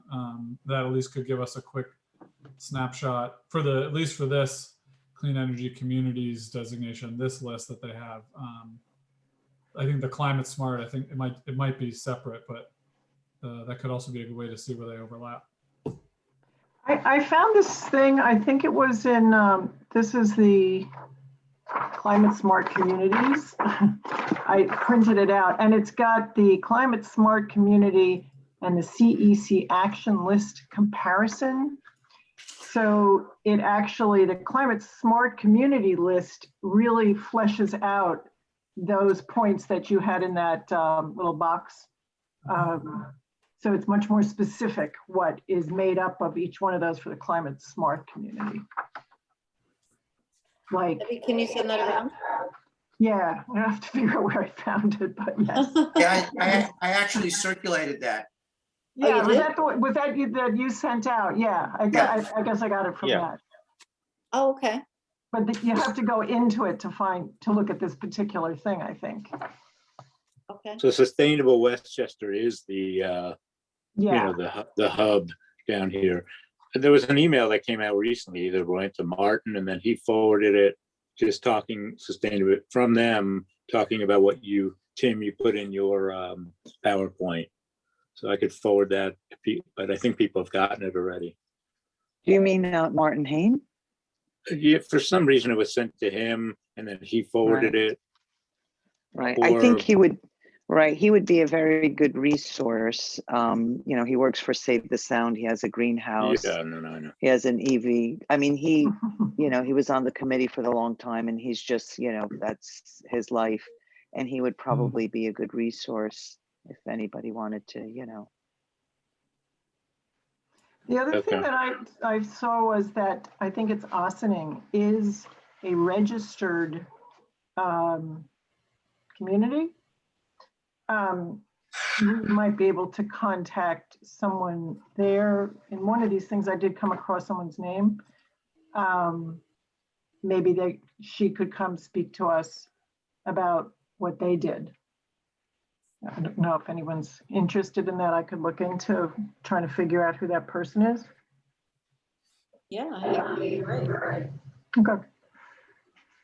But I'd be happy to work with, I don't know, David and whoever else is interested, you know, on trying to prioritize what we want to do. Yeah, I would be interested. Great. I know someone in Austining who's in the environmental movement, so she might be able to put us in touch with who that person was. Oh, okay, that'd be great. It really looks like these two, just looking at them, like this, the climate smart and the clean energy communities are almost, you know, mirror. So it would make sense to make it one effort if we're going to go after both. It's kind of confusing, like, why are there these two different things? It makes it more confusing, It is confusing. you know? But it seems to me So that one is the this clean certified energy climate smart. community is an incentive program by the state to earn these points or whatever towards getting grants. That's the CEC, That there's actually and then money at stake. CSC is just to become certified. And I think they're I different think, Debbie, departments. your assumption that the state is actually rational in the way it puts these things out, that's your problem. Yeah, it looks like it's the DEC and NYSERDA having a little tete-a-tete. Oh. So just to segue for a second, so related to this, I was asked to be on a call with the head of the Village of Larchmont Environmental Committee and Mitch Green, who heads the Sustainability Collab. And we had a call with Sustainability Westchester. And they were trying to have us help them publicize two of their programs, one of which is community solar and the other is grid rewards. And I'm seeing this sort of dovetail into what Tim was just talking about, that those are things that are action items, which I wasn't aware of when I was on the call. So they want to try to get as many residents as possible by April into this grid rewards program, which they piloted last summer. And basically, I actually enrolled, you download an app and you have to give them your Con Ed information. And then in the summer, when there's peak usage, rather than having to access the peaker plant, which is the most polluting plant, they send notifications through the app to residents saying, hey, can you lower, adjust your energy usage during those times. So it's an incentive program where you get monetary rewards. And then the other program is community solar. If you don't have solar on your own roof, where I guess you're tapping into local solar farms in the Hudson Valley and get up to 10% savings off your bill. Now that seemed confusing to us because the Westchester Power Program, if anybody knows about that, we're all in it unless we opted out of it because it was an opt-out program. So we're all in it unless we opted out. And that is all renewable energy. So it seems like it's renewable energy on renewable energy, but I've also signed up for that. So my point in saying this is that I thought I would have more information by tonight, which I don't, but I think that what I would like to do is we were going to partner with Larchmont and the town of Mamaroneck in having some sort of PR campaign, whether it's through our village email or social media or whatever, to try to incentivize people to go into these programs. And now that I'm seeing Tim's presentation, it looks like that could actually earn us some of these rewards because that's an action item. So it seems a lot of this is sort of, coming together, which is nice. So I don't know if anybody's familiar with those programs, and you can always go to the Sustainability Westchester website because it has a lot of information, and a lot of it is stuff that we are already doing or we think about wanting to do. So anything else on this topic, or else I'm going to segue to talk about our Clean and Green event. So Debbie, just quickly, the person in Ossining was doing the which one of these programs? You're on mute. Debbie, you need to unmute. Sorry.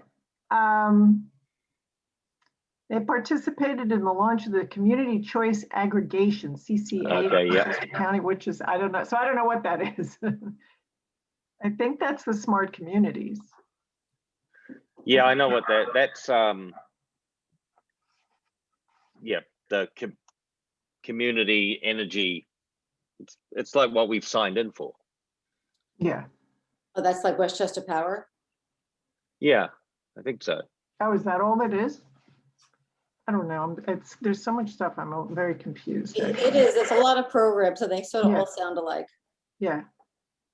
Yeah, because it's got all this. Yeah. Okay. Well, if anybody can get a speaker that could talk to their municipality's experience with getting these designations or taking advantage of these programs, I think that would be very useful. I I think can they are. inquire I in think Scarsdale, Ossining right? is a smart community. I think they are certified. And I know this isn't it, but I think they are. I'll look Yeah. into that. Okay. So moving to our next item. So we have approval from the village manager to hold our Clean and Green event this year, which is great. As you all know, it was canceled last year because of COVID. So I want to, put this out there to come up with a date. Usually we have it sometime around Earth Day, which is, Earth Day is, when is Earth Day? It's April 22nd. And usually we have it, somewhere around that, but on a Saturday. I think we usually hold it on a Saturday morning. And Dan Natcha is usually helpful with the tide charts. Did you leave us? So for people that haven't been to a Clean and Green event, some of our newer members, it's basically, we have 6 zones in the village that are waterfront zones where we usually gather at the harbor, have some preliminary, events. We have tables. We interact with, community about what we're doing. And then we send people out to zones to clean up. And I was thinking that this year, I may like to do it as a sign-up genius. Well, I still would like for people to gather. I think it's nice to have a gathering at the harbor. It always seems like a bit of a free-for-all when people sort of run off to different zones. So some zones get like a ton of people and some zones just get like 2 people. So it may be good to actually have people sign up for their zones.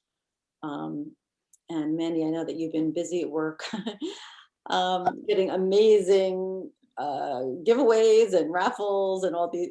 We could, you could tell everybody about that, which is really to your credit that you've been able to get all that. But I think before then, I think that, so I'd like to come up with a date. So I don't know if anybody has given any thought to it. And Dan Natchez, if you have any information about On tide? Saturday the 17th, low tide is at 9:30 in the morning. This Sunday is an hour later at around 10:30, 10:17 actually. If you do the next weekend, which is the 24th on Saturday, it is high tide at 9:30. Sunday is 10:30. So, and then you can go to the following, which would be the first weekend in May. And low tide is at 9:45 or 10 o'clock, if you will. So if you're concerned about the tidal areas, you need to do it at low tide in the morning, but that's up to you. Yeah, so it sounds like from what I just heard from you that either we should select either April 17th or May 1st. Is that? That is what I think would be more proper. Okay, we do want low tide because we're cleaning up waterways in the morning. So Yeah. We don't need to resolve it at this moment, but does anybody should we take a vote, or anybody have any other thoughts on dates, conflicts? I mean, it's fine for the school calendar. I did check with the village and the village of Larchmont and the town. I think Larchmont is doing some event, I believe, on that Saturday, but I don't think it's really a conflicting type event. Which Saturday? I have to check my email. I think the 17th. Let me just quickly check my And email. Earth Day is the 22nd, and there are a lot of events around there, so I'm not sure April 22nd. I think Yeah. considering the weather and COVID and Earth Day, I don't know, to maximize, would it be better in May? Yeah, I think May, your weather's going to be a bit better too, right? Yeah. Yeah. It was, remember how windy it was last year? Everything kept blowing away. Well, that was, yeah. So I'm good with May 1st. I think that would be a nice day. Yeah, May Let's 1st. talk about it We being vote? for Earth Day, because that's, like 2 weeks later, does it matter? I don't think that really matters. Okay. I think I mean, it's better because there's less conflict. Yeah, there's less conflict. There's nothing on the village calendar for May 1st. All right, so should we set that date? Mhm. Fine with me. So we usually have a rain date for the following week. So that would be May 8th, if the tide is low. right? No, the Well, time, the tide won't be low. it's every 2 Won't be weeks. low. It's Yeah. every 2 weeks.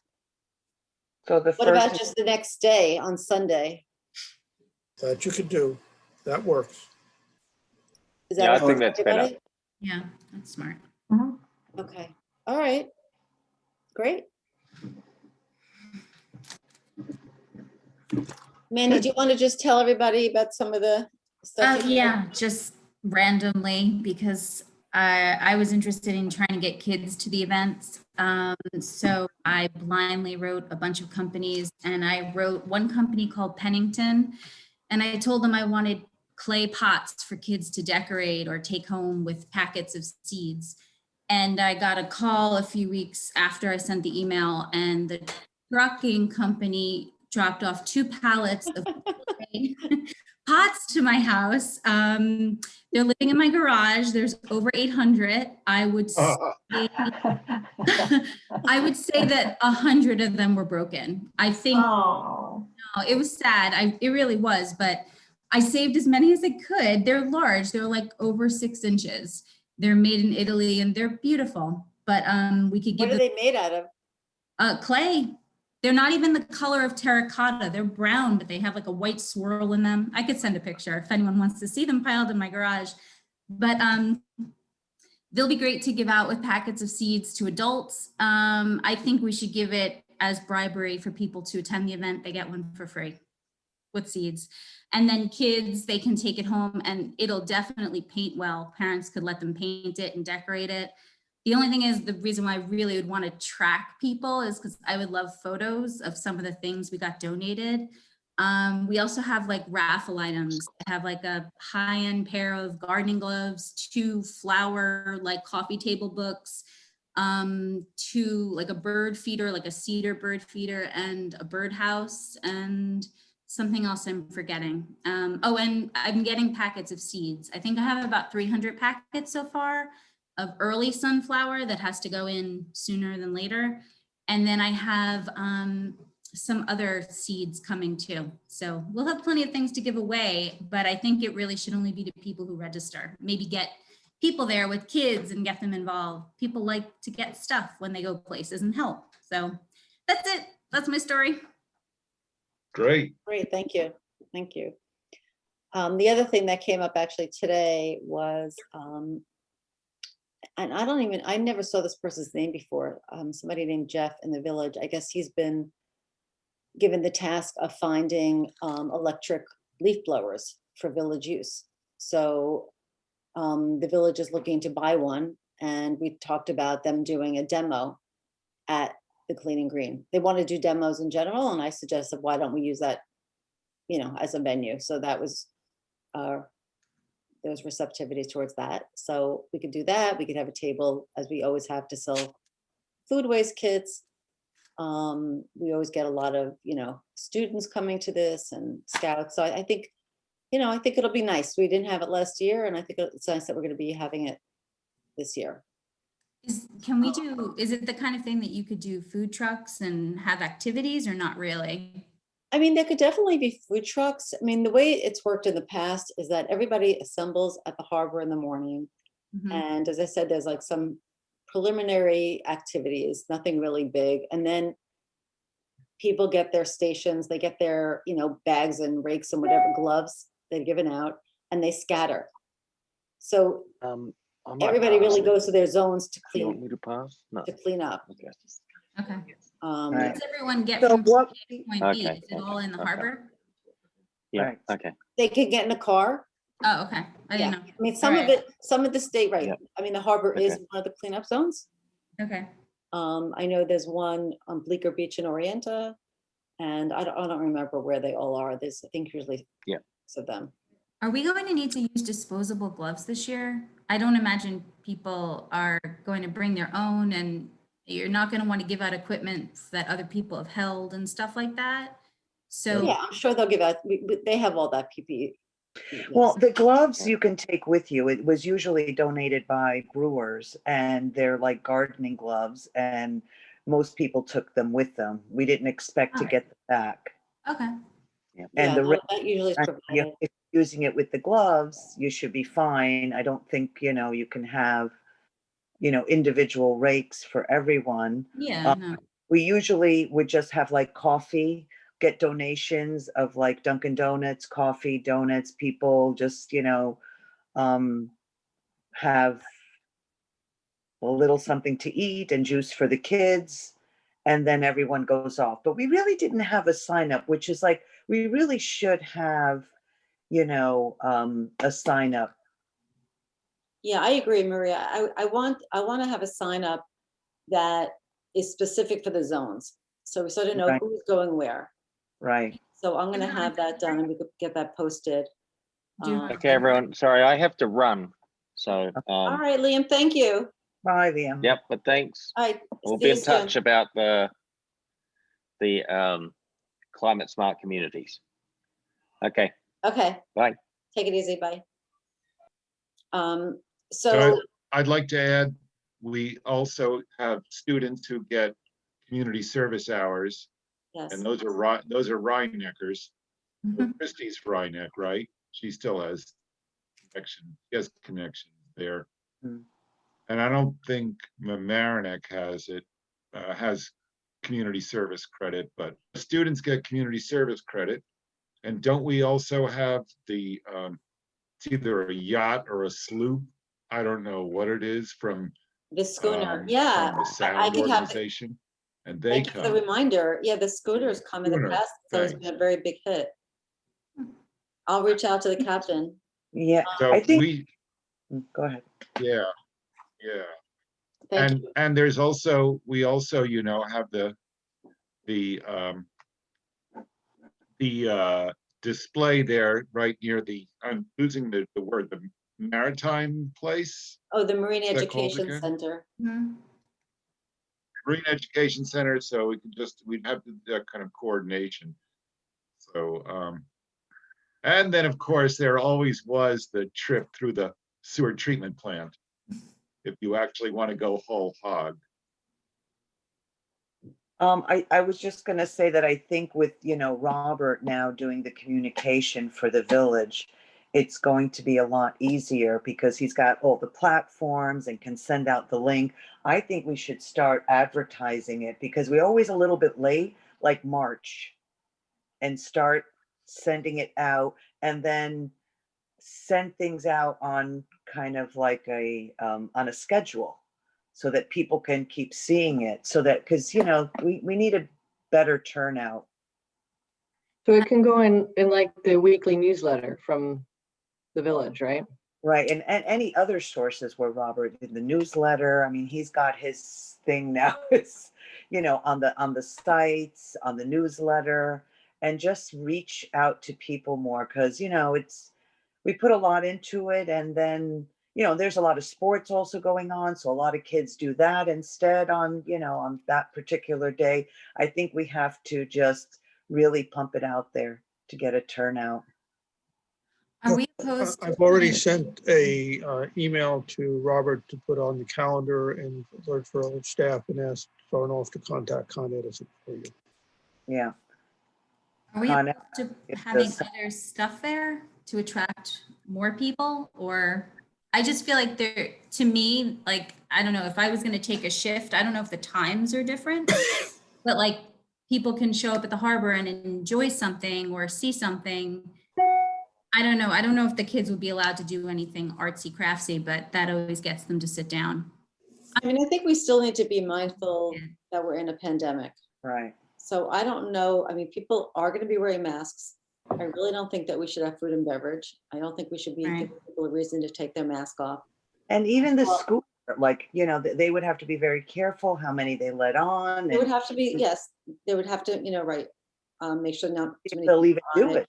But I mean, Mandy, I love the idea of having tables of crafts for kids. I just don't know that this is the year for that. I think we need to do a giveaway, because I don't know that we want to host that, that's Right. part of the, so I mean, having people go off and do a cleanup, you're spread apart, you're wearing masks, it's outdoors. I think that's all fine. But to sit around and congregate, having kids sit at a table, I think I don't know that I would really advocate for that, frankly. And it's not a long event anyway, and you want people, you wanted people to do the most amount of cleanup. And if they come to do crafts, that really kind of defeats the purpose, because you want them out there, cleaning up. I mean, one thing that I'll put out there is, in the past, we've always had these 6 zones. They've always been the same zones. They're by the water, which is fine. But I know that I personally have noticed, and I see a lot of discussion about this on Nextdoor, that there's just been a lot of litter around the village. And maybe we should think about having, zones that are not necessarily by the water, maybe just to have a neighborhood walk. I mean, I actually posted on Nextdoor today, because it's like, it was a typical, everybody has their bins out for recycling, and everything is already blowing around because it was so windy, and people just make the same mistake all the time. They have, there's these shallow bins with no lids, and everything's flying around every place. But putting that aside, I think that there's just litter around. So I would actually say, if we're going to make more of a push for this event, and we're going to advertise it better, likely get more people, then maybe we could increase our zones and not have them just all be waterfront zones, that they could just be, walk these blocks in this neighborhood. Can it be the village cleanup day? So it makes it a little more, I mean, I like cleaning, but I feel like if we advertise it, and this is just from a marketing perspective, but if you advertise it as like a village cleanup day, that everyone is going to be going out and participating in this, you see litter here and there.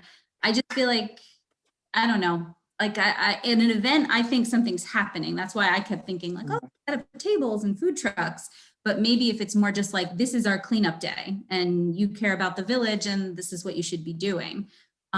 People can submit pictures of their kids picking up trash along the avenue and put it on Instagram. And, it gives it a little bit more of a community feeling where, even though we're all kind of separate, we're still doing it together. And there's a way to register and be organized and help.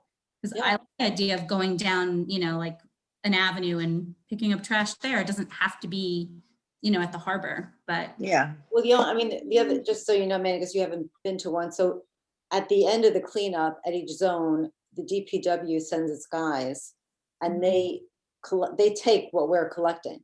So it's very coordinated and organized in that way. They're very much a part of that day. So we would just need to have sort of meetup places. Right, right. They can come and collect the trash from us. You know, we have bags of trash, bags of recyclables. Does somebody do an invitation, like a visual that people? Yes, well, Martin's always done that in the past. We'll I have don't to know see. if he would I do mean, it he again, has the but- template. It's only changing the dates. If we're keeping everything the same, it's just changing the date, and it's very pretty. I And would you know, like it's to green see and green, logos. so it, you know, it's also the village. It's waterways, it's the village, it's clean and green. If we could Yeah. put any logos on it, I would be appreciative of like companies, because it's, you know, I would also say if we can get, you know, those gloves that the Marine Education Center got donated. Do you know about those? They're like made out of like compostable something. I just feel like things like that would be an interesting add-on. I don't know, because is Brewers there anymore? No, Right, so I don't know who's gonna do the gloves. Well, the village usually, they have supplies, and they bring a lot of the supplies. We'll have to think of who can donate gloves, the I bag. think I have to coordinate with Jeff, who's now running the Parks Department. Barry used to do this. So there has to be coordination with him, and he can see what he can do. so these are some of the finer points that we could hash out. Yeah. We have time, but I'm glad we at least have our dates. So mark your calendars. And then we have just a couple of minutes left. I don't want to go over, but the last thing I'll mention is, I think I'm pretty sure I sent it around. So, you know, Larchmont passed their leaf blower ban, which is, you know, pretty strict. But before doing that, for the 3 years prior, they had a campaign where they would hang these sort of door hangers on people's doors, explaining what the ban at that time, what it was, and why, you know, leaf blowers are bad for your health and whatever. And I sent it to Jerry, and he actually really liked it, and he offered to have village staff put them on. I was thinking that, you know, we'd have volunteers do it, but he was offering to have village staff put those on people's doors. So take a look at it, and I think that'll be a great campaign for us for the leaf blowers. I know we talk about enforcement, but I think that it's also good just to create awareness of, you know, why leaf blowers are bad. And I think that hanging on people's doorknobs is a nice way to communicate with them. So Ellen, did you send that around to us, or? I think I did it. If I didn't, I can again, or I can. Oh, it might have, I might have missed that. I thought I did, Renee. Let me Yeah, see. you did, you did, You actually did. you did. Okay, I did. Okay. For some reason, yours always goes into spam on mine. So Oh, I don't like hearing that. it's annoying. It's because I send out too much email to everybody. No, I don't know. Anyway, Are we gonna, yeah. sorry, are Go we ahead, gonna, Maria. are we gonna assign tasks so we can start to get organized for clean and green? Like, can we put that down like in the minutes, Renee? Like, so you're calling the schooner, Ellen, Yeah. to see if they'll do it. Mandy's got, you know, the things to give out. We need someone to contact Con Edison and someone to speak to Jeff.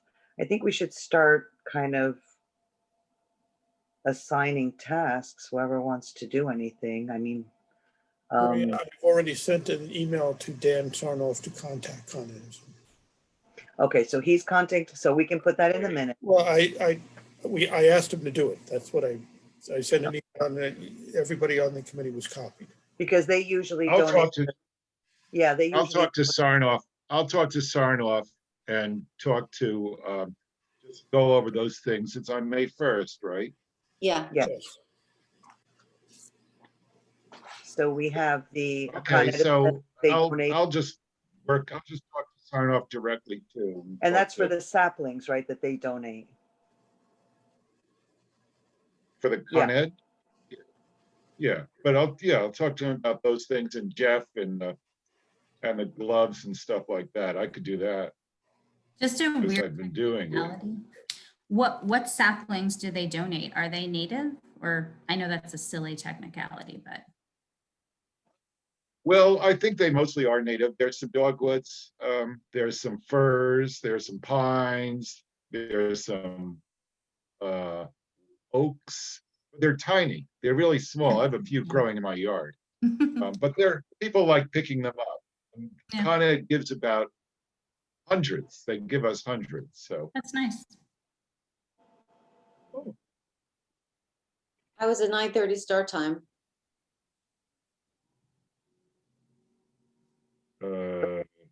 Didn't we usually do it at 10 or no? yeah, we usually started at 10. All right, so let's do 10 a.m. Mhm. Dan Natchez, are there going to be sports allowed on those fields by May? Are those teams going to start off? That's all under discussion. Because that's always a big part of it too. You've got a lot of people passing back and forth. There are hundreds of people at Harbor Island in non-COVID time. And a lot of the people who came back and forth and passed by our tables, why they're there with their children, you know, attending these sports games, these soccer games for the most part. I So don't it feel would be interesting to know that, because it really kept the place hopping. Yeah, but you know what? It just adds background. I don't feel that they've ever really participated. They don't even go on the schooner. It's always made me very sad that it's like there's this opportunity, but they're so busy with their schedule that it goes, you know, really unused by most. Well, I agree, Maria, except that a lot of times, you know, if it's only 20 people or 25 people or 30 people who stop by, that's, for us, that's not bad. I wish. And, you know, get some wish so. education from us. My recollection is that, I think it was the last one that we had 2 years ago, we had a really big presence from the Community Resource Center. Remember? That's right. They did the flash mob. Mm-hmm. Yeah. They were That was great. planned. I'm saying the sports teams that are there, they don't really Yeah. end up Yeah, participating. Well, you're right. You're both right. Ellen, I'll talk to them also at Community Resource Center, because I work there. So I could talk to them also. to Durandi, I mean, right? I work there. Yeah, I because can speak- Durandi was really involved. Yeah, with us. Durandi. Yeah. Or, Yeah, she or would you love could to know talk about to it. Durandi. I don't care. Yeah, Yeah. okay, good. I'll speak to Martin about changing the date on the flyer so that we can send out a sample to the committee. I'm actually selling his house. We're Oh, okay. close contact with him. You're selling his house? Yeah, he's He's leaving. moving out? He's moving. Oh, wow. And then Gee, usually he we just- also get a sign made that we post by the harbor. Yeah. Guys, So I I'll think we should, see. we're approaching 9 o'clock here. Okay. Anyway, thank you everybody for participating. Mackenzie, thank you for joining us tonight. Enjoy your break. You. Good seeing everybody. Same here. Okay. Thank you. Thanks. Bye. I everybody. didn't do the motion to adjourn. Good Oh night. my God. Dan, Natchez, you didn't hold it to account. You could get beat up. Motion to adjourn. I second. I knew you would get to it, Ellen, so I wasn't going to say anything. Okay. Bye, everybody. So long. I'll get that flyer and circulate it to you guys. Thank you. All right, bye.